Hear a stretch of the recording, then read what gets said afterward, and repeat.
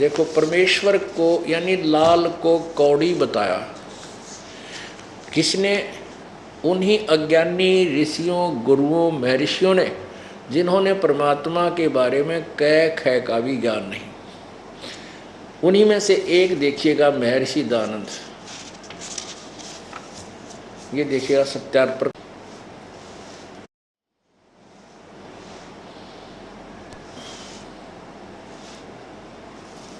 ये अथ सत्यार्थ प्रकाश है। वेद आदि विविध सदशास्त्र प्रमाणई संवित श्रीमत् परमहंस वर्जाकाचार्य महर्षि दानंद सरस्वती स्वामी विरचित वही रचित है। प्रकाशक है वैदिक यतिमंडल दानंद मठ दीनानगर पंजाब से।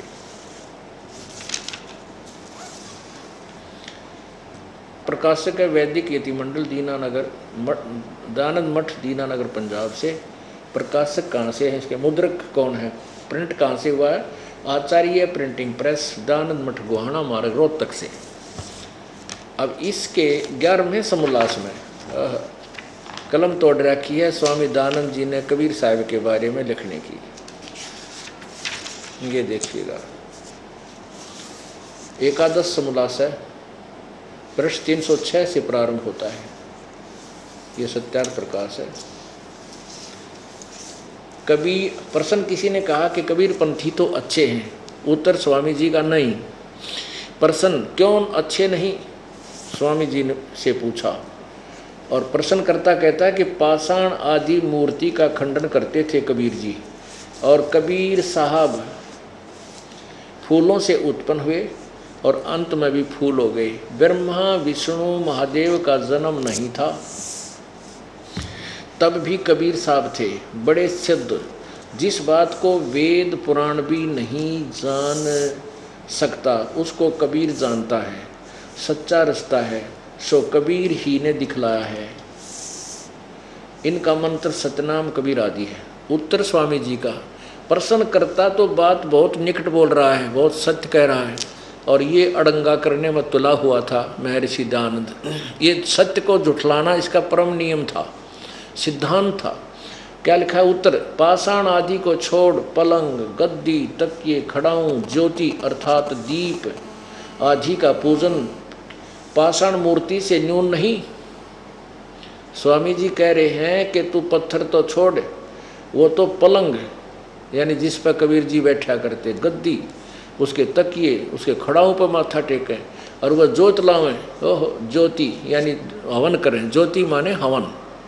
ज्योति दीप आदि का पूजन पाषाण आदि मूर्ति से न्यून नहीं, यानी पत्थर की पूजा से भी घटिया नहीं। क्या ये ज्योत भी लाना? अरे तरह गजब भैया। फिर कहते हैं क्या कबीर साहब भनूगा था? वह कलियां थी जो फूलों से उत्पन्न हुआ और अंत में फूल हो गया। यहाँ जो यह बात सुनी जाती है वही सच्ची होगी।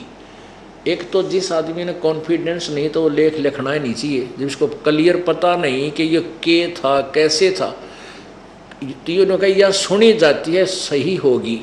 जब तक बेराय नहीं तो फिर इसमें सदग्रंथ में अपने अनुभव में लिख क्यों रहा है? क्लियर सत्य इसी को कहते हैं जो निर्णायक ज्ञान हो, नथिंग एल्स, फाइनल हो। और किसी भी, जैसे इन्होंने इसके अनुवाद में देखना महर्षि दानंद जी के द्वारा भाषा भाष्य यजुर्वेद या ऋग्वेद जितना भी इसने डंगा कराया है, उसमें हर एक शब्द के बाद लिखा इसका अर्थ या वा, अर्थ ये वा, उसके बाद फिर वा, उसके बाद फिर वा के होता हो तो कंटिन्यूस होना चाहिए उसका अर्थ। वा का मतलब ये भी उसका है, ये भी उसका है, ये भी उसका है। ये कोई अनुवाद होता है? यहाँ देखो, फिर भी हम इसी को लेते हैं पहले।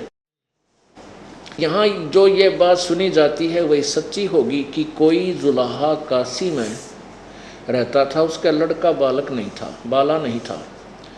एक समय थोड़ी सी रात्रि थी, बाजार में चला जाता था तो देखा सड़क के किनारे में एक टोकरी में फूलों के बीच में उसी रात का जन्मा बालक था। वह उसको उठा ले गया, अपनी स्त्री को दिया, उसने उस पालन किया। जब वह बड़ा हुआ तब दुल्हे का काम करता था। किसी पंडित के पास संस्कृत पढ़ने के लिए गया। उसने उसका अपमान किया, कहा कि हम जुल्हे को नहीं पढ़ाते। इस प्रकार कई पंडितों के पास फिरा, परंतु किसी ने न पढ़ाया। तब ऊट पटांग भाषा बनाकर जुल्हे आदि नीच लोगों को समझाने लगा। अरे तेरा गजब भैया, एक पूरे समुदाय को नीच शब्द प्रयोग करा, जुल्हे आदि नीच लोगों को समझाने लगा। तंबूरे लेकर गाता था। अय है, अब देखो वेद कहेंगे इस बात को पुण्यात्माओं। अब जो स्वामी जी जिसको नकार रहे हैं, दानंद जी जिसको कह रहे हैं वो तो ऐसे था वैसा था, उसका वेद समर्थन करेंगे। कबीर जी के विषय में स्वामी दानंद जी कह रहे हैं तंबूरे लेकर गाता था, भजन बनाता था, विशेष पंडित शास्त्र वेदों की निंदा किया करता था। कुछ मूर्ख लोग उसके जाल में फंस गए। जब मर गया तब लोगों ने उसको सिद्ध बना लिया। जो उसने जीते जी बनाया था उसको उसके चेले पढ़ते रहे। कान को मूंद के जो शब्द सुना जाता उसको अनहत शब्द सिद्धांत कहा है, ठहराया। मन की वृत्ति को सुरती कहते हैं। उसको शब्द सुनने में लगाना, उसी को संत और परमेश्वर का ध्यान बतलाते। वहाँ काल नहीं पहुँचता। वृक्षी के तुल्य तिलक और चंदन आदि लकड़े के कंठी बांधते हैं। भला विचार देखो कि इसमें आत्मा की उन्नति और ज्ञान क्या बढ़ सकता है। यह मत लड़कों के खेल की लीला है, के तुल्य लीला है। अपने आत्माओं इन महापुरुषों के, इसे महापुरुषों ने बैठा दिया भगवान के विषय। लाल को कौड़ी बता रहा। स्वामी जी कहते हैं कि वो पंडितों के पास गया, किसी ने पढ़ाया को नहीं। जब पहले ये पता ही था, अंडरस्टूड था कि कोई भी पंडित के अतिरिक्त उस समय कोई किसी अन्य जाति वाले ब्राह्मण पढ़ाया नहीं करते, तो अब प्रयत्न करना ही व्यर्थ था। तो परमेश्वर ने किसी के पास पढ़ने की आवश्यकता ही नहीं थी। वो तो जगत गुरु है, तत्वदर्शी संत रूप में आते हैं, वही है। वो तो सब ज्ञानों से, सब भाषाओं से, सब लैंग्वेज से परिचित है। परमेश्वर जी के विषय में स्वामी जी दानंद जी ने जो कहा है कि वो तंबूरे लेकर गाता था, भजन बनाता था, कुछ मूर्ख लोग, जुल्हे आदि नीच लोग उसके जाल में फंस गए। अब इसी का समर्थन वेद बताएंगे कि वो परमेश्वर जब बालक रूप में प्रकट होता है, अपनी महिमा आप ही गाता है और उच्चारण करके ऊंचे स्वर में बोलता है, लोकों कीर्तियों के माध्यम से, दोहों के माध्यम से। वो परमात्मा ही होता है। वो कबीर वाणी द्वारा अपनी महिमा बोलता, कबीर गिरह।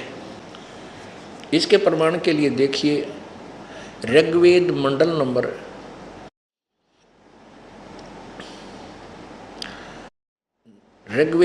नंबर 9 सूक्त नंबर 96 यानी 96 के मंत्र 16 से लेकर 20 तक। उसमें स्पष्ट ये भी किया है कि वो परमात्मा तीसरे धाम में रहता है। पुण्यात्मा,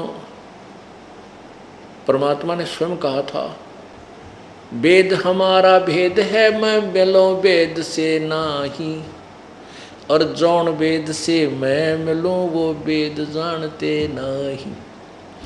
परमात्मा कहते थे वेद, चारों वेद मेरे विषय में गुणगान कर रहे हैं, लेकिन उन वेदों में वर्णित विधि के आधार से मैं प्राप्त नहीं हो सकता। और जौन वेद से यानी जिस वेद से या 5वें वेद से मैं मिलूं उसको वेद जानते ना, क्योंकि यजुर्वेद अध्याय नंबर 40 के मंत्र नंबर 10 और 13 में स्पष्ट किया है। वेद ज्ञान दाता कह रहा है कि वो उस परमात्मा के विषय में कोई साकार यानी उत्पन्न होने वाला बताते हैं, यानी साकार रूप में, कोई नए उत्पन्न होने वाला कहते हैं, वो उसको निराकार बताते हैं। इसका यथार्थ ज्ञान भी तत्वदर्शी संत ही बताएगा। उनसे जाकर के वो ज्ञान सुनो। यही पवित्र गीता जी अध्याय नंबर 4 के श्लोक नंबर 34 में कहा है कि उस तत्व ज्ञान को जो परमेश्वर की वाणी में विद्यमान है, उसका यथार्थ ज्ञान है, साकार है प्रभु या निराकार है, उसको तत्वदर्शी संतों के पास जाकर सुनो, उनसे समझो। तो इससे सिद्ध हो गया कि वेदों और गीता से के ज्ञान से अलग कोई और ज्ञान है, उसको केवल तत्वदर्शी संत ही बता सकता है। तो इसलिए परमात्मा कहते हैं कि जिस वेद से मैं मिलूं, वो वेद कहते हम नहीं जानते, उसके बारे में किसी तत्वदर्शी संत को से पूछो तो वो तत्वदर्शी संत भी मैं ही हूं, परमात्मा स्वयं आकर कहते हैं।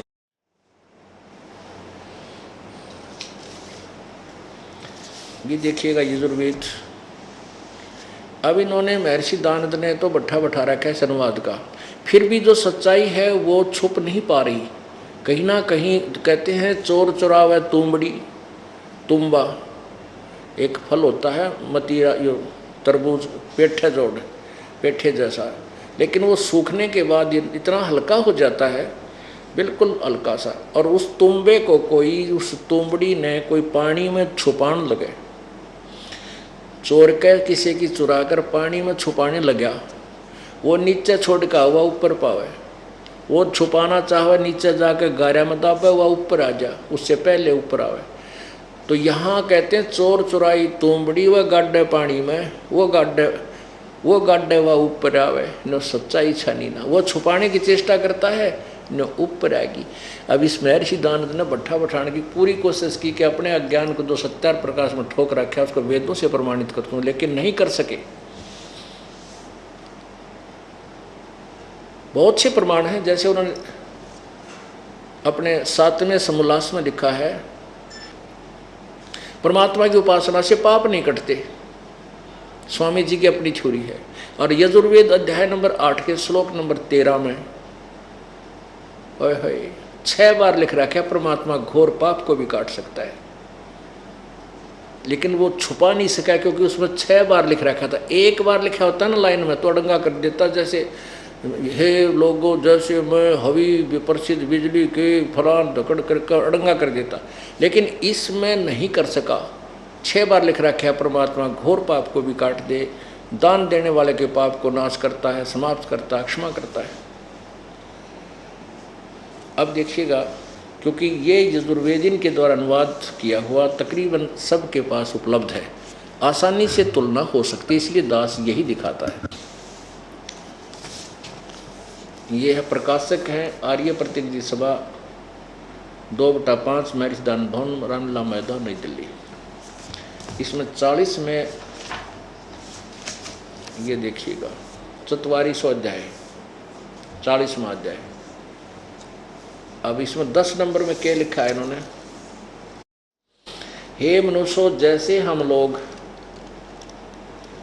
धीराणा माने मेधावी योगी विद्वानों से, धीराणा माने तत्वदर्शी संतों से, इन्होंने लिखा मेधावी योगी विद्वानों से वचन सुनते हैं, वे लोग हमारे प्रति विचक्षरे व्याख्या अनुपूर्वक कहते हैं, वे लोग संभवात संयोग अन्य कार्य से अन्यत एवं और ही कार्य का फल आहु कहते हैं, असंभवात उत्पन्न नहीं होने वाले कारण से अन्यत आहु कहते हैं इति।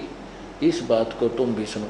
अब इसका अर्थ क्या है, क्योंकि परमात्मा के विषय में बात चल रही है, पिछले श्लोकों से संबंध है इसका, कि कोई तो अन्यत, देखो अन्यत कोई अन्यत और, यानी इसका अर्थ है कि कोई तो परमात्मा को संभवत माने जन्म लेने वाला, संयोग जन्य यानी माता पिता के संयोग से उत्पन्न होने वाला, इन कार्यों में जा दिया। असंभवत उत्पन्न नहीं होने वाला, असंभवात कहते हैं, आहु माने कहते हैं। इसका अर्थ ये है कि कोई तो परमात्मा को उत्पन्न होने वाला कहते हैं, कोई न उत्पन्न होने वाला यानी निराकार बताते हैं। इस सभी ज्ञान को तुम धीराणाम माने मेधावी विद्वानों तत्वदर्शी संतों से सुनो, वे ही तुम्हें बताएंगे, वे हमारे प्रति विचक्षरे माने विस्तार पूर्वक बताते हैं। अब इससे सिद्ध हो गया कि वेद ज्ञान दाता कह रहा है कि वो तत्व परमात्मा के विषय में कोई कुछ कहता है, कोई तो कहता है भगवान जन्म लेता है, अन्य दूसरे कहते हैं जन्म नहीं लेता, यानी साकार नहीं है, वो निराकार है। इस विशेष इसका ज्ञान विस्तार पूर्वक वो तत्वधीराणाम तत्वदर्शी संत बताएंगे, उनसे सुनो। अब इस दास को परमेश्वर जी ने तत्वदर्शी संत बना के भेजा है। आज से 600 वर्ष पहले कबीर परमेश्वर ने अपनी अमृतवाणी में लिखा है कि धर्मदास तो लाख दोहाई, ये सार शब्द और ये मूल ज्ञान ये कहीं बाहर ना जाए, ये तत्व ज्ञान अभी कहीं जिक्र ना करना। इन अज्ञानी जो संत ऋषि गुरु जो बने बैठे दुनिया को भ्रमित करें न बांटन दे हुआ बाई, ये जैसे शनिपात के बुखार में बिरडाया करें न बिरडाओ, इनको ज्ञान किसी को कुछ नहीं। और आने दे वो समय, कहते हैं ये 12 पंथ काल में और चला दिए नकली। उन 12 पंथों में से अंतिम पंथ गरीबदास पंथ लिखा है, कबीर सागर में लिखा है कि उस 12वें पंथ में फिर हम ही आगे चलकर आएंगे और सभी पंथों को समाप्त करके एक ही मार्ग होगा। सब ये जो कुमार्ग है, अज्ञान है, उसको समाप्त करके केवल एक ही तत्व ज्ञान प्रचार करूंगा। अब दास को भेज दिया परमेश्वर ने, आप न आकर के मुझ दास को भेज दिया और ये पूर्ण रूप से तत्व ज्ञान मुझे प्रदान कर दिया। अब स्वामी दयानंद जी ने लिखा है कि वो तंबूरे लेकर गाता था। वेद कहते हैं वो परमात्मा आता है जब ऊंचे स्वर में आवाज़ लगा लगा कर जनसाधारण को अपना तत्व ज्ञान कविताओं के माध्यम से, लोकोक्तियों के माध्यम से सुनाता है, कबीर वाणी के माध्यम से सुनाता है। कबीर परमेश्वर जी जब शिशु रूप में कमल के फूल पर प्रकट हुए थे सन 1398 की ज्येष्ठ मास की पूर्णमासी को, उसके बाद उन्होंने 25 दिन तक कुछ भी आहार नहीं किया। जो मुंह बोले उनके माता पिता थे, जो नीरू और नीमा उनको लेकर गए थे, वो चिंतित हो गए थे। और बच्चा कुछ खा नहीं रहा था लेकिन स्वस्थ खूब था। फिर वो परमेश्वर ने वो समस्या स्वयं हल की। नीरू नीमा जो थे ये पहले गौरी शंकर और सरस्वती नाम के ब्राह्मण थे। इनको जबरदस्ती मुसलमान बना दिया गया था। वो शिव शंकर के कट्टर पुजारी थे, फिर भी अंतःकरण से बुला नहीं सके थे शिवजी भगवान को। तो जब बच्चे ने 25 दिन तक आहार नहीं किया और उस बच्चे की प्राप्ति को भी उन्होंने इस भगवान शिव जी की ही देन समझा, तो भगवान शिव से रो रो कर प्रार्थना करने लगी। तब शिव जी अपने शिवलोक से चलकर ब्राह्मण रूप बनाकर, ऋषि रूप बना करके उस परमेश्वर कबीर जी के पास प्रकट हुआ। माई से पूछा कि क्यों रो रही है, कारण बताया कि मेरा बेटा मेरे भगवान शिव जी ने दिया है, कमल के फूल पर पाया है और अब ये आहार नहीं कर रहा, ये मरेगा, मैं भी मरूंगी। तब भगवान शिव जी ने कहा कि ला इस पुत्र को मुझे दे। कहाँ तेरा बेटा, ला उठा के ला। ज्यों ही वो माई उठा कर लाई और शिव जी यानी उस ऋषि जी के चरणों में डालना चाहा, ऐसे नीचे डाल दिया। डालने लगी तो एकदम बच्चा हाथ से उठकर और 4-5 फुट की ऊंचाई पर ऐसे आसमान में स्थिर हो गए, यानी हवा में स्थिर हो गए। तब शिव जी ने वहीं से ग्रहण किया और फिर 7 बार चर्चा हुई दोनों भगवानों की। अब शिव जी नहीं पहचान सके ये कौन शक्ति है, उन्होंने कोई सिद्ध पुरुष समझा उसको। तो परमेश्वर ने, कबीर जी ने कहा कि शिव जी इसको कहो माई से कि एक कुंवारी गाय लावें और उसका दूध मैं पीऊँगा, आप उसके ऊपर थपकी लगा देना, वो दूध दिया करेगी। तो ऐसे ही भगवान शंकर जी ने, विष्णु शिव जी ने ब्राह्मण रूप में उस माई से कहा कि आपके पति को बुला। जब नीरू आ गया उससे कहा कि कुंवारी गाय ला और एक कुम्हार के घर से स्वच्छ पात्र लाना, छोटा सा यानी मिट्टी का पात्र। वो सारा काम हो गया तो शिव जी ने उनके कमर पर हाथ मारा, माई उस बछिया के, कुंवारी गाय के लंबे लंबे सतन हो गए और दूध अपने आप धार बहगी। और वो पात्र भर गया जो 2-3 किलो का था, उस समय बंद हो गया। प्रतिदिन वो गाय दूध देने लगी और परमात्मा उस दूध को पीने लगी। अब ये आज नहीं, 250 वर्ष पहले, 600 वर्ष पहले ये घटना घटी और गरीबदास साहेब जी ने अपनी वाणी में परमेश्वर की महिमा में लिखा हुआ है। और इसी का समर्थन अब पवित्र वेद कह रहे हैं कि जब वो परमात्मा शिशु रूप में प्रकट होता है, उसकी परवरिश, एक लीला में परवरिश एक कुंवारी गायों के द्वारा होती है। अब देखो ऋग्वेद मंडल नंबर 9 सूक्त नंबर 1 मंत्र नंबर 9, ये देखिएगा ऋग्वेद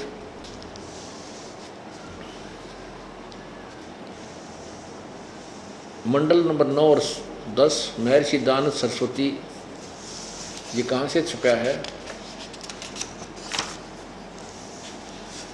सार्वदेशिक आर्य प्रतिनिधि सभा, महर्षि दानव भवन, रामला मैदान, नई दिल्ली, इतने इतने। इसके मंडल नंबर 9 के सूक्त नंबर 1 के, यह है ऋग्वेद मंडल नंबर 9 सूक्त नंबर 1 और मंत्र नंबर 9। इसमें स्पष्ट किया है,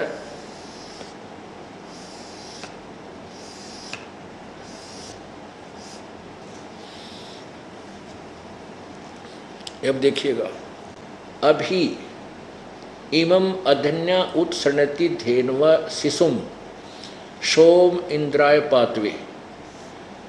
इमं माने उस, सोम माने सोम स्वभाव वाले श्रद्धालु पुरुष को, इसका अर्थ है सोम माने अमर परमेश्वर को, सोम माने अमर परमेश्वर को, शिशुम कुमार अवस्था में ही सब प्रकार से अधन्या धेनुव, अधन्या माने अहिंसनीय, अधन्य माने बिना धनाई, अपने लोकल लैंग्वेज में कहा करें बिना धनाई, जो कभी भी, और अभी माने पूर्ण रूप से, पूर्ण रूप से कभी भी धेनु, जो गाय सांड के द्वारा परेशान ना, कभी भी, अभी माने सब प्रकार से, यानी पूर्ण रूप से कभी भी, अहिंसनीय धेनुव माने गौवें, अधन्य अभी अधन्य पूर्ण रूप से अहिंसनीय यानी बिना धनाई, जो कभी परेशान ना की गई हो सांड के द्वारा। गौएं यानी कुंवारी, गौएं तृप्त करती हैं ऐश्वर्य की वृद्धि के लिए, अथवा उक्त श्रद्धालु पुरुष को, उक्त श्रद्धालु कौन है? उक्त वेदों भगवान का जिक्र है, कोई वो श्रद्धालु का जिक्र है, कोई हो उक्त यानी उस शिशु रूप में, शिशु माने शिशु रूप में प्रकट, कुमार अवस्था में प्रकट परमात्मा को, श्रद्धालु को अहिंसे वाणियाँ, वाणी लिख दी, ऐश्वर्य की प्राप्ति के लिए संसर्ग की जाती है। अब धेनु लिख रखा है, धेनु है। अब ये सिद्ध हो गया कि उस वेद भी गवाह दे रहे हैं, गवाही दे रहे हैं कि जब वो परमात्मा शिशु रूप धारण करके प्रकट होता है तो उसकी परवरिश की लीला कुंवारी गायों के द्वारा होती है। अब आगे देखिएगा, ऋग्वेद मंडल नंबर 9 मंत्र नंबर 96 यानी 96 और मंत्र नंबर 16, 17, 18, 19 और 20। पुण्यात्मा, ये 5 दिन का सत्संग इसीलिए किया जाता है कि अपना 5 दिन छुट्टी लेकर आएँ, और आजकल बच्चों की छुट्टियां हो जाती हैं, विशेष कृपा परमात्मा की, और सपरिवार आके भगवान के इस अमृत ज्ञान की वर्षा में जो है ओतप्रोत हो जाना चाहिए, भीग जानी चाहिए आत्मा। इसलिए इसमें पूर्ण रूप से इस तत्व ज्ञान को विस्तार से और तसल्ली के साथ आपके समक्ष पेश किया जाता है, इसलिए इसमें 5 दिन का समय दिया जाता है। अब यही ऋग्वेद मंडल नंबर 9 सूक्त नंबर 96,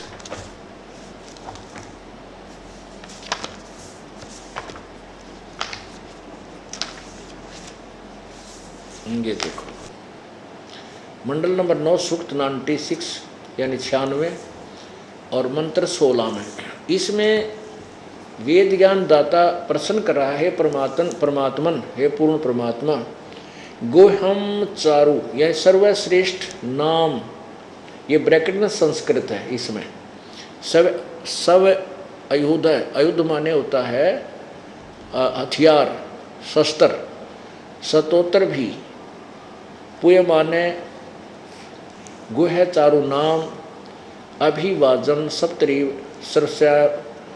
सर्वस्यामी सरसाभी पायो भी गा देव सोम। इसका अर्थ क्या कि हे परमात्मन, सर्वोपरि रहस्य यानी चारु श्रेष्ठ नाम जो तुम्हारी संज्ञा है, इसका सीधा अर्थ है कि आपका जो श्रेष्ठ नाम है, आप किस नाम से जाने जाते हैं, वो अभर्ष उसका ज्ञान कराएं। सतोत्तर भी पुय माने आप उपासक लोगों के सतुयमान हैं, सवायुध है, अपने स्वाभाविक शक्ति से युक्त हैं और विद्युत के समान ऐश्वर्य के सम्मुख प्राप्त कराइए। हमको प्राणों की विद्या का वेता बनाइए। हे सर्वशक्तिमान परमेश्वर, देव मन परमेश्वर, हमको गा इंद्रियों नियमन का ज्ञाता बनाइए। अब यहाँ देखो, इसमें प्रश्न किया है कि आपका जो श्रेष्ठ नाम है ना, उसको बताइए। अब इसमें बताया वो नाम। अब वो नौवें सूक्त मंडल का मंडल नंबर 9 और सूक्त नंबर 1 का मंत्र नंबर 9 में जो शिशु का जिक्र किया था कि वो परमात्मा जो शिशु रूप में प्रकट होता है तो उसका कुंवारी गायों से प्रवेश होती है, उसी शिशु की यहाँ बात आती है। जब वो परमात्मा शिशु रूप में प्रकट होता है जानबूझकर अपने ज्ञान को प्रदान करने के लिए, हरियंतम माने मनुष्य के शरीर के तुल्य, मनुष्य जैसे बालक बच्चे के रूप में शिशु हरियंतम। तो ये क्या लिखा है ना, ये देखो, कबीर गिरभी कावेना कबीर संत सोम पवित्रम अत्यथ भी रेभन। रेभन का अर्थ होता ऊंचे स्वर में आवाज लगा कर बोलता है। शिशुम जगानम हरियंतम मर्जंती सुबंती वर्हन मरुतो गणेन कबीर गिरभी। ये कवि ऊपर रह लगा हुआ दोनों आधार है, ये यहाँ है। कबीर गिरभी कावेना कबीर संत सोम, इसको कवि, ये कवि ही बोल देते, इसको कबीर भी बोल सकते हैं, नो प्रॉब्लम। अब देखो पुण्यात्मा यहाँ गड़बड़ आती है, ये के टांगड़ा में है नो कहे रामपाल को व्याकरण नहीं आती। अरे भले आदमी हो, तुमने तो व्याकरण आवती उड़ंगा कर रखा, तुमने वेद ज्ञान का पता है को नहीं, तुम्हारे द्वारा बनाएगी व्याकरण पे के विश्वास करे। अब जिस आदमी ने भगवान के बारे में मेरा ना वेद का अर्थों का अनर्थ कर दिया, उस व्याकरण अपने द्वारा बनाएगी व्याकरण से, तो उस व्याकरण को भी अब चेंज करना होगा अगर कहीं त्रुटि युक्त है, क्योंकि अब तत्व ज्ञान सामने आ रहा है। अब वेद भाषा, ये महर्षि दानंद जी सत्यार प्रकाश में स्वयं कहते हैं कि वेद ज्ञान 7वें समोल्लास में कि भाषा जो है ये भगवान की दी, ये वेद ज्ञान जो है, जो भाषा है वेद ज्ञान का की भाषा है, वो प्रभु प्रदत्त है और व्याकरण आदि महर्षियों ने ऋषियों ने बनाई है उस ज्ञान को समझने के लिए। तो इससे सिद्ध है कि जिन ऋषियों ने कह का भी ना मेरा भगवान का सारा अनुवाद गड़बड़ कर दिया, तो उन्होंने वह व्याकरण भी गलत बनाई होगी अपने जोड़ जुगाड़ से उस ज्ञान को जोड़ने के लिए। इति सिद्धम के इनके द्वारा बनाएगी व्याकरण भी कंप्लीट नहीं है, पूर्ण नहीं है, तो उसको सेट कर लेंगे। अब देखिएगा ये 16वें का अब 17वां देखो, अपने नाम के बारे में बताया है भगवान ने। शिशु जगानम हरियंतम शिशुम, इन्होंने इसका अर्थ क्या किया है, उस परमात्मा को, इसका लिखना चाहिए जो शिशु रूप में प्रगट परमात्मा को, जो सदा प्रगट है, जो अत्यंत कमनीय है, उसको उपासक लोग बुद्धि विषय करते हैं और उसकी स्तुति द्वारा उसके गुणों का वर्णन करते हैं। और विद्वान लोग मरुतः माने विद्वान, वरहिन उस गतिशील परमात्मा का, गतिशील माने चलता फिरता अपनात्मा, अगर इसको एक देशीय नहीं है भगवान यूं कहें। अब क्या कहते हैं वो कि परमात्मा एक देशीय नहीं है, साकार नहीं है, तो यहाँ गतिशील कैसे होगा? जब सर्वव्यापक है, वो तो व्यापक है, उसने अल्लन कीर, टलन कीर, आण कीर, जान की क्या आवश्यकता? वो तो सर्वव्यापक है, तो वो सर्वव्यापक है। तो वेद तो कह रहे हैं वो गतिशील है, वो आता और जाता रहता है, अतिथि रूप भी धारण करता है। अब ये क्या बता रहे हैं? उस गतिशील, ये 17वां श्लोक है, उस गतिशील परमात्मा का गुणों के द्वारा वर्णन करते हैं। अब इसने क्या कर दिया, देख कैसा बट्ठा बैठा दिया अनुवादकर्ता ने। ये कबीर गिर भी, इसको दो भागों में कर दिया। कवि माने कवि लोग, गिर भी माने वाणी द्वारा। अब इसको कबीर गिर भी को इकट्ठा कर लें हम, इसको इकट्ठा एक ब्रैकेट में लिख लें और इसको लिख दें कबीर वाणी द्वारा। हम कबीर को कबीर बोलन लागे, कबीर। अपनात्मा ये इतना अड़ंगा, इतना जटिल बना दिया, इस अज्ञान को इतना ठोक दिया कि इस व्याकरण को समझने के लिए भी हमने पुनः ध्यान देना होगा। अब देखिएगा, ये यजुर्वेद है। इस यजुर्वेद को हम दो संधि करके लिख दें, यजुर्वेद, ये यजुर्वेद लिखते हैं। जैसे अभी आपको स्पष्ट करते हैं, ये देखिएगा, ये आपको ऋषिदास द्वारा कृत, मुझदास कृत, ये आध्यात्मिक ज्ञान गंगा या परमेश्वर का सात संदेश, गहरी नज़र गीता में, इनमें आपको ये मिलेगा, इसका स्पष्टीकरण मिलेगा। ये देखिएगा, ये यजुर्वेद है। अब यजुर्वेद की संधि छेद करके लिखें यजुर जमा में वेद, तो भी वही पवित्र पुस्तक यजुर्वेद का ही बोध है। यजु ऐसे लिख दें हम, इसको यजु बोलें चाहे यजुर बोलें, क्योंकि यहाँ यजुर भी ऐसे लिखा जा सकता है, क्योंकि ऊपर रे लगा है, इसको आधा रे लिख दे नीचे। यजुर्वेद भी वही पवित्र पुस्तक यजुर्वेद का ही बोध, हम इसको यजुर्वेद बोलेंगे। यजुर्वेद हम अपनी सिंपल भाषा में वेद बोलते हैं, बै को, जिसमें यज्ञ ये स्तुतियों की रचनाएं हैं, उस धार्मिक पुस्तक को यजुर्वेद कहते हैं। ठीक इसी प्रकार चारों वेदों में लिखा है कबीर देव, हम उसको कबीर देव बोलना, कबीर देव, और देव माने परमात्मा, कबीर माने कबीर। हम इसलिए कबीरों वेदों में वर्णित इस ज्ञान को, इस शब्द को, परमात्मा के नाम को कबीर देव, कबीर साहब कहने लगे। कबीर परमेश्वर है, वह जो सर्वशक्तिमान जगत पिता, सर्वश्रेष्ठ रचनहार, कुल का मालिक,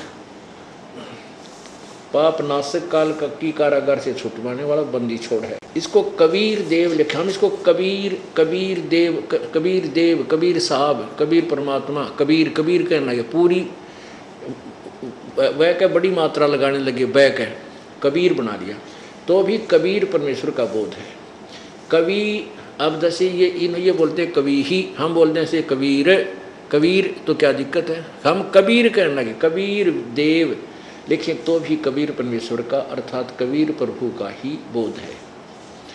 इसलिए कबीर देव उसी कबीर साहब का बोध करवाता है, उस सर्वशक्तिमान अजर अमर प्रभु के बारे में।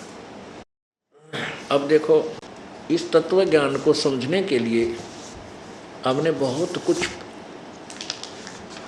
समय भी लगाना पड़ेगा, और निष्पक्ष भाव से, यानी कति ये ना सोचें कि मैंने जो ज्ञान था वो ही सही है।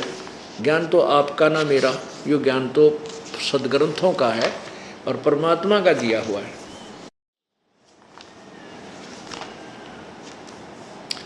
अब देखो 5वें अध्याय के 32वें श्लोक में, ये यजुर्वेद वही यजुर्वेद है, इसके 5वें अध्याय का 5वां अध्याय और श्लोक नंबर 32 में यहाँ स्पष्ट लिखा है, उसी कसी।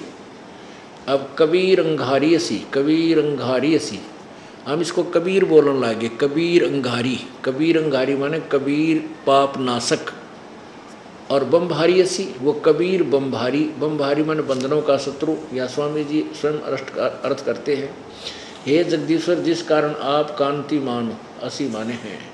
अंगहारी माने खोटे चलन के जीवों के शत्रु वाह। अब ये वाह शब्द यहाँ नहीं लगना चाहिए, वाह क्यों था। अब कबीर अंगारी, यहाँ कबीर अंगारी, कबीर अंगारी को पहले अंगारी लिख लिया, वाह करके कवि या कांत वर्ज्य हैं। कबीर अंगारी, आप कबीर परमात्मा पाप नाशक हैं। और बमभारी माने बंधन के शत्रु वाह, तारा आदि तंतुओं के विस्तार कर, वाह के था बंधनों के शत्रु हैं।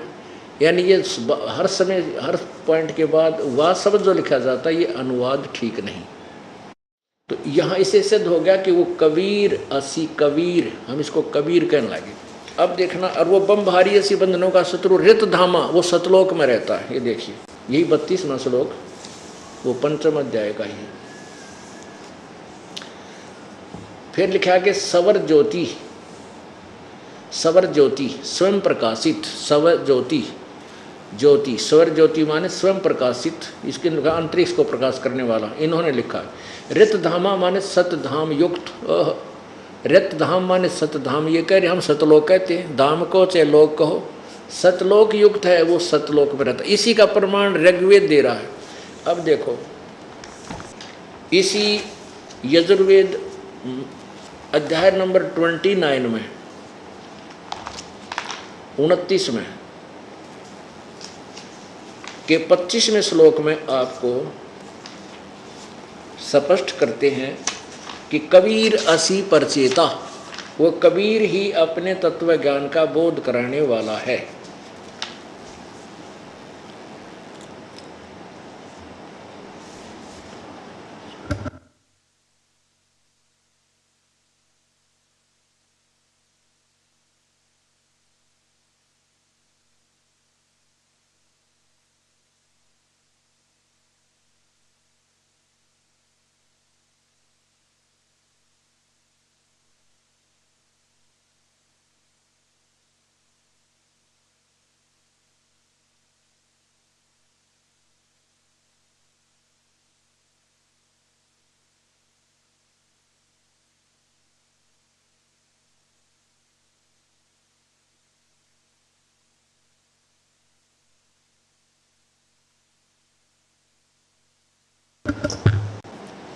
ये है यजुर्वेद ही, यजुर्वेद चल रहा है ये, इसका 29 एकोनत्रीसो अध्याय, 29 माने 1 कम 30 यानी 29।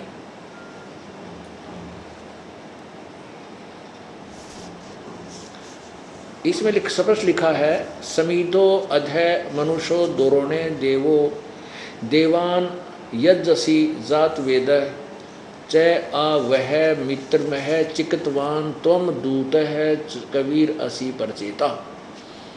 अब यहाँ कबीर, हम इसको कबीर असी, कबीर है, परचेता माने ज्ञान बोध कराने वाला, दूत माने अपने, चिकतवान माने समस्त ज्ञान को लेकर आने वाला, एक दूत रूप में संदेशवाहक रूप में वह माने आने वाला, वो कबीर असी परचेता, वो कबीर ही है पर जो है हमें बोध कराने वाला। ये कबीर शब्द है, इसमें इसको हम कबीर बोलने लगे। कबीर कबीर ये यहाँ अगर कवि अलग शब्द लिख देंगे, इन्होंने कवि लिख दिया कवि, तो यहाँ यजुर्वेद की तरह कबीर असी, वो कबीर देव ही भगवान स्वयं दूत बनकर आता है।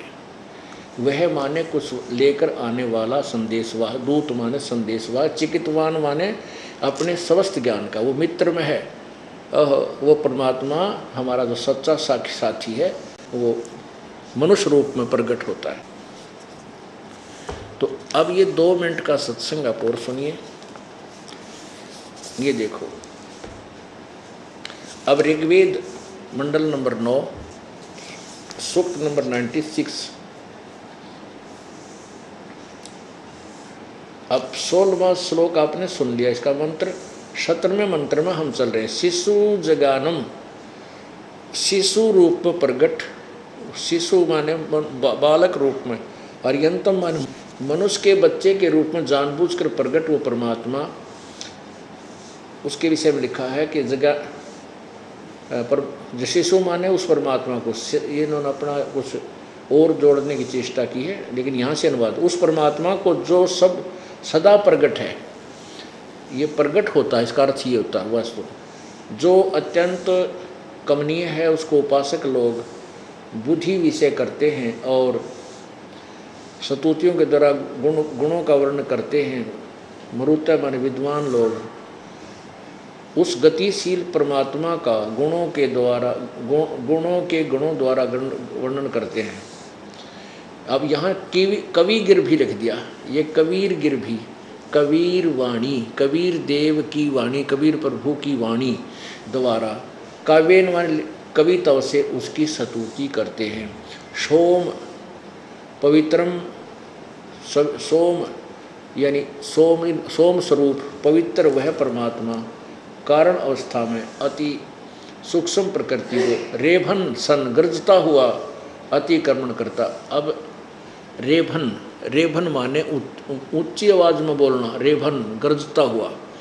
अब ये वाणी का जिक्र चल रहा है, आड़ा कहते अतिक्रमण करता है, यानी कति अनर्थ कर डाला। इसका वास्तविक अर्थ क्या है ये दास बताएगा। फिर भी आगे देखिएगा, ये कहते हैं भगवान निराकार है और वेद कहते हैं वो साकार है और तीसरे धाम में विराजमान है। ऋग्वेद मंडल नंबर 9 सूक्त नंबर 96 का मंत्र 18, इसका अनुवाद यहाँ देखें, इन्हीं के द्वारा किया हुआ।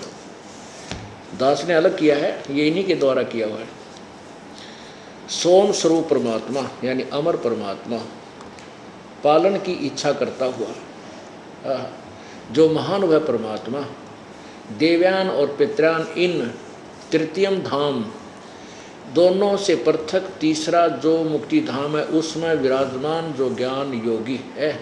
अड़ा पे चल गए, यहाँ परमात्मा करते हैं, यहाँ विराजमान ज्ञान योगी अड़ा दिया। उस दयानंद की उस अच्छी सोच को इनका ध्यान में आगे को हो, वो तो एक जगह तो कोई नहीं बताया उसमें, और वेद बता रहे हैं एक स्थान पे।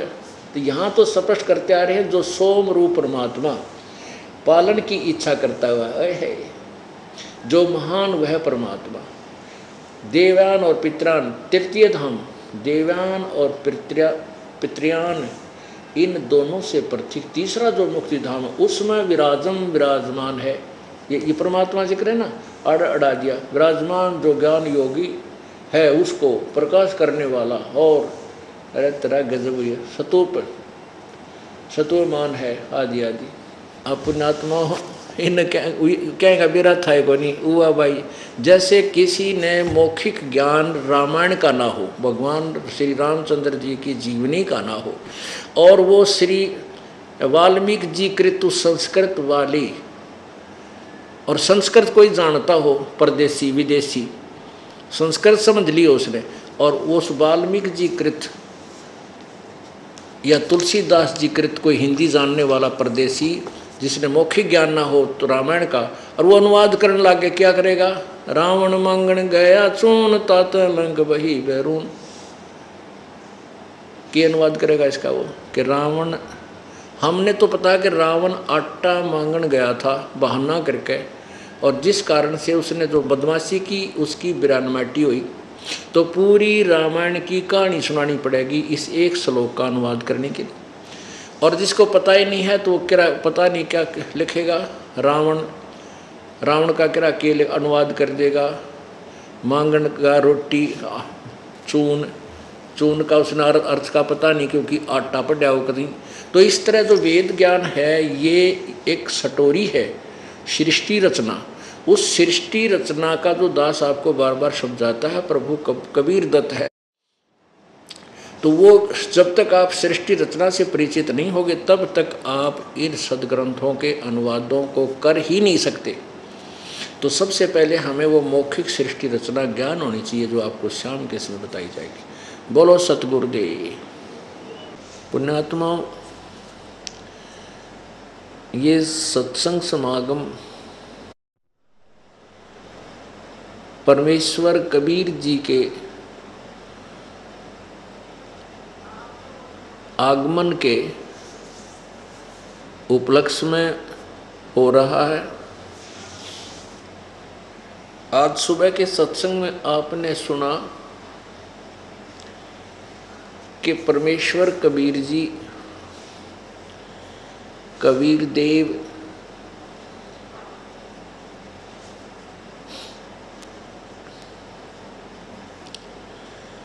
अपने तत्व ज्ञान का प्रचार करने के लिए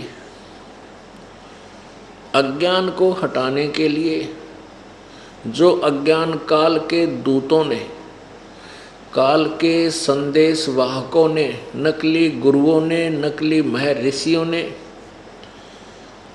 जो अज्ञान, आध्यात्मिक अज्ञान फैला रखा होता है, उस अज्ञान का नाश करने के लिए परमेश्वर इस काल के लोक में स्वयं ही प्रकट होते हैं। परमात्मा चारों युगों में आते हैं और एक तत्वदर्शी संत की भूमिका करके एक पूरा जीवन रहते हैं। उस दौरान वे अपने तत्व ज्ञान का प्रचार करके जगह जगह पर जाकर के स्थान स्थान पर खड़े होकर के ऊंचे स्वर में उच्चारण करते हुए अपने तत्व ज्ञान को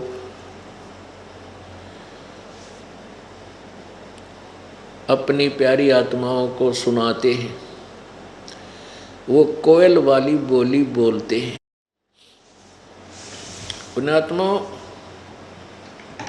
परमात्मा कहते हैं, जो जन मेरी शरण है ताका हूँ मैं दास और गैल गैल लाग्या फिरूं जब तक धरणी आकाश। ये पूर्ण परमात्मा, ये कबीर परमेश्वर हमारे साथ युगों युगों से हैं और हम हैं बालक और हम हैं वो कि हमने नशा कर रखा है। जैसे इस त्रिगुणमयी माया के द्वारा प्रत्येक प्राणी के ऊपर ऐसा दबाव बनाया हुआ है, ऐसा बनाया गया है कि ये उसके कारण इतना प्रभावित है कि यहाँ के सांसारिक क्रियाएं ही इसको अच्छी लगती हैं और इन्हीं में ये अपना जीवन व्यर्थ करता रहता है। जैसे किसी को नशा हो और वो अपने घर ना जाकर के उसकी शुद्ध किसी और दूसरी तरफ धुन लग जाती है तो उधर ही चल पड़ता है। उसको कोई रोकने की चेष्टा करता है तो भी नहीं रुकता है। जैसे किसी ने शराब पी रखी है, जवान बालक है, पिताजी पीछे पीछे फिरता, बेटा तू घर पर चल, वो कहता तो अब पिताजी फिर भी पीछे पीछे फिरता है। वो कहीं गिर जाता है, कहीं ठोकर खाता है, कहीं कीचड़ में पड़ जाता है और पिता कमज़ोर है बेचारा, उठा नहीं पा रहा उसको अकेला। तो ऐसे समझो कि हमारी स्थिति ऐसी है कि हमने इस काल की भांग पी रखी है। यहाँ के सुख सुविधा जो कति नकली हैं, अस्थायी हैं और क्षण का पता नहीं, अक्षण का पता नहीं ये हमारे साथ हैं कि नहीं, कार और कोठियाँ। फिर भी हम अंधे हो करके और इन्हीं के पीछे पड़े हुए हैं और परमात्मा हमारे पीछे पीछे पड़ा हुआ है। वो हमें कहता है कि ये तेरा घर नहीं, ये तेरी संपत्ति नहीं, ये तेरा परिवार नहीं, यह तेरा घर बार नहीं है, ये तेरा स्थायी स्थान नहीं है। तू भक्ति कर और एक स्थान है जहाँ तू जाने के बाद कभी मृत्यु को प्राप्त नहीं होगा, वहाँ तुझे स्थायी स्थान प्राप्त होगा, वहाँ चल। हम एक बार तो प्रभावित होते हैं, थोड़ी सी सुन लेते हैं, फिर उसी सपीडते इसी काल के जाल में ही उलझे रह जाते हैं। परमात्मा इतने दयालु हैं कि हमें फिर रह रह कर आकर के चेताते हैं और अपने निज घर की जानकारी, निज घर का संदेश देते हैं। तो वो परमात्मा चारों युगों में आते हैं और जैसे आज से 600 वर्ष पहले लगभग सन 1398 में परमेश्वर प्रकट हुए थे, एक नवजात शिशु का रूप धारण किया था सतलोक से आकर के, स्वयं किसी माँ से पैदा नहीं हुए थे, और फिर एक पूरे मनुष्य का जीवन जीकर अतिथि रूप में आए थे और सह शरीर चले गए थे। 120 वर्ष 5 वर्ष की आयु में ही परमात्मा ने प्रवचन शुरू कर दिए थे और बड़े बड़े विद्वानों के छक्के छुड़ा दिए थे। जो वेदों के ज्ञाता कहलाते थे उनके पास जवाब नहीं था, जैसे आज जवाब नहीं किसी के पास।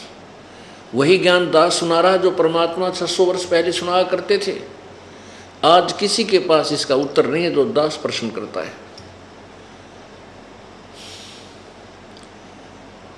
तो परमात्मा ऐसे ही प्रत्येक युग में आते हैं। सतयुग में आए, उनका नाम सत्य सुकृत था, और इसी प्रकार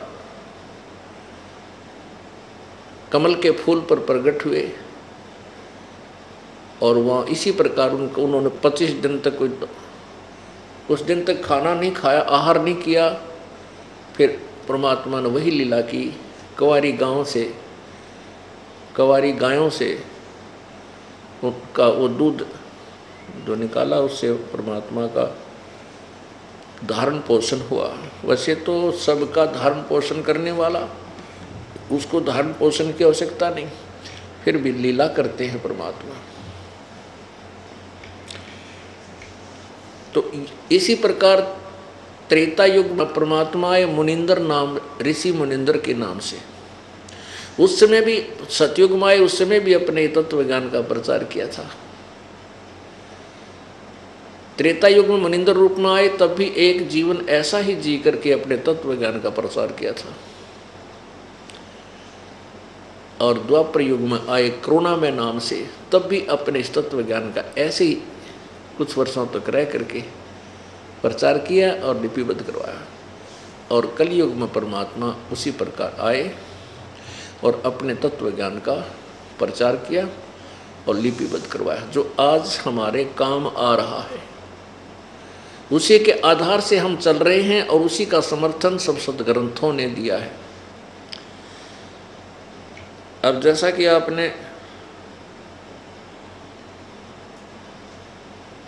वेदों के प्रसिद्ध, वेदों के कथित ज्ञाता, सुप्रसिद्ध और कथित महर्षि दयानंद जी के विचार सुने परमेश्वर कबीर जी के बारे में, सत्यार्थ प्रकाश जो उनके द्वारा रची गई अनुभव की एक पुस्तक है, उसके 11वें समोल्लास में उन्होंने क्या कहा है कि कबीर अशिक्षित था, ब्राह्मण किसी पंडित के पास संस्कृत पढ़ने के लिए गया, उसने मना कर दिया। ऐसे 2-4 पंडितों के पास फिरा, किसी ने उनको नहीं पढ़ाया, तो ऊट पटांग भाषा बना के और तंबूरे लेकर गाता था। कुछ नीच जुलाहे उसकी जाल में फंस गए। देखो, महर्षि और एक जाति समुदाय को और नीच शब्द प्रयोग किया। अब समाज सुधारक के ये शब्द होया करते हैं, ऊंच नीच कोई जाति से नहीं।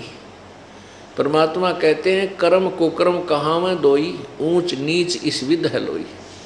बुरे कर्म करने वाला चाहे ब्राह्मण हो वो नीच है, और अच्छे कर्म करने वाला भले शूद्र है वो उच्च है। संत ऐसे जो है ना ऊंच नीच की परिभाषा बताते हैं। और ये क्या बता रहे, जबकि ये खुद कह रहे हैं कि ऊंचे स्वर में गाता था, वो क्या जाने उठपटांग बनाता, और उसका समर्थन वेद कर रहे हैं कि जब वो परमात्मा आता है लोकोक्तियों के माध्यम से, काव्यों के माध्यम से, कविताओं के माध्यम से ऊंचे स्वर में आवाज लगा लगा के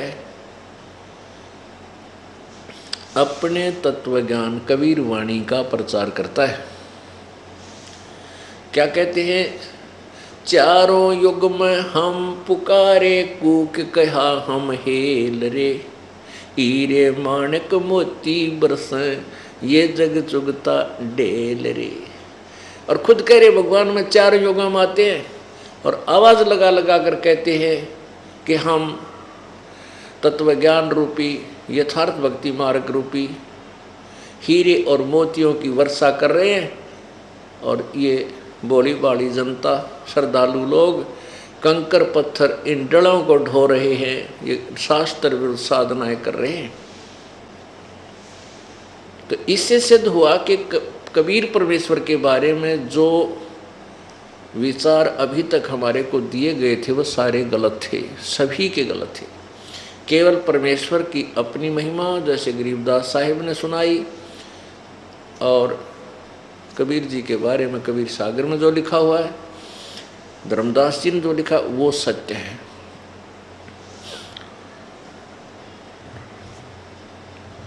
परमात्मा के विषय में वेद समर्थन करते हैं। आज सुबह के सत्संग में आपको सुनाया था, लेकिन वो पूरा नहीं कर पाए, समय का अभाव था। अब उसको विस्तार से आपके समक्ष पेश करेंगे। पुण्यात्माओं, परमात्मा प्राप्ति करना कोई कठिन काम नहीं है। बहुत ही सबसे सिंपल, सबसे आसान है परमात्मा का पाना। कठिन क्या है कि तत्व ज्ञान प्राप्त होना और इस मन को ये विश्वास हो जाना कि जो मैं क्रिया कर रहा हूँ ये सत्य है, सत्य है। तो उसके लिए हमने आधार बनाना पड़ता है।